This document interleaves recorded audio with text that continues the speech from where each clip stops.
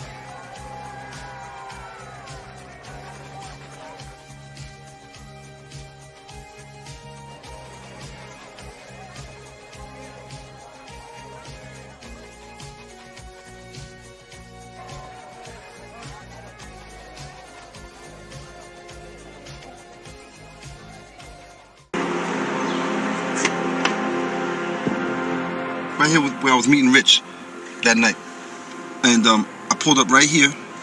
He got into the van. He got into the van right here, and once he got into the van, I knew I had to lock. I locked the doors, and as I was pulling off, I was asking him, because it didn't take long after I pulled off. I was asking him like, "Yo, Rich, where did you get that coat from, man? That shit was good," because I wanted to make him comfortable. That shit was good as a motherfucker. He's like, "I got it from my connect." So yeah, so from there, I knew he was lying. I turned to my little man. I gave him the nod. Once I gave him the nod, my little man spent, because he was short, so he could stand up in the van. Next thing you heard was the 2 gunshots. Bang, bang. Richard slumped over, and it happened. It happened right here. It happened right here. At this light. At this light, it happened. I'm saying, in my mind, I'm saying to my little man, yo, he's dead. He's done it. He just got hit with a .357. Twice. The only sound I heard was, him releasing his breath. His last breath. So I'm assuming that he's dead. And I need to find a place to put his, leave his body without anyone seeing me and seeing the van or just, so the only place I can think of, and just driving it, and it's just so funny. I'm saying City Island, but I'm not even sure if I wanted City Island, but I just knew I wanted to get off the streets and get onto a highway. How did you feel? Was you mad? Was you angry? Like, what was going on in your head? I was very mad. I just killed a nigga that I loved, a nigga that I was getting money with, a nigga that I called my brother.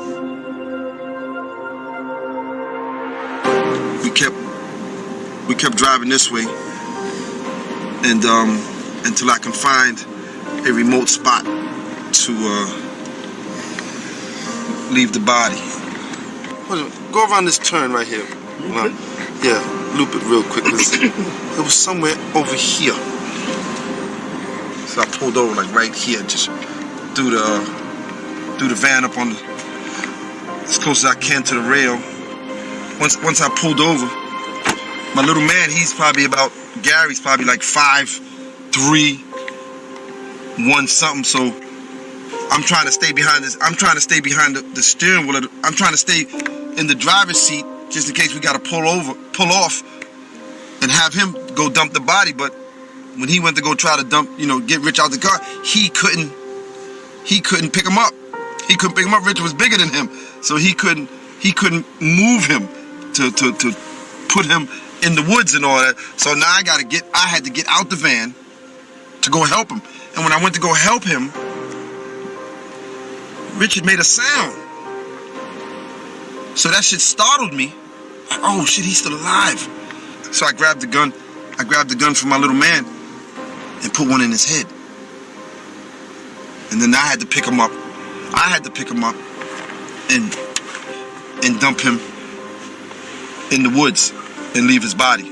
I was able to, get him where he needed to be. And then we jumped back in the van, and I made sure I didn't skid off or anything like that to leave any kind of tracks. And we left. And the rest was the newspapers. The rest was history.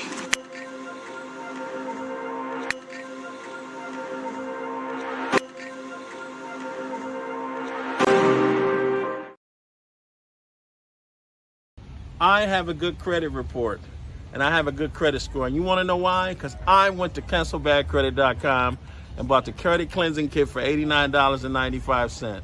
This credit cleansing kit has totally changed my life. Go to cancelbadcredit.com and watch the magic happen.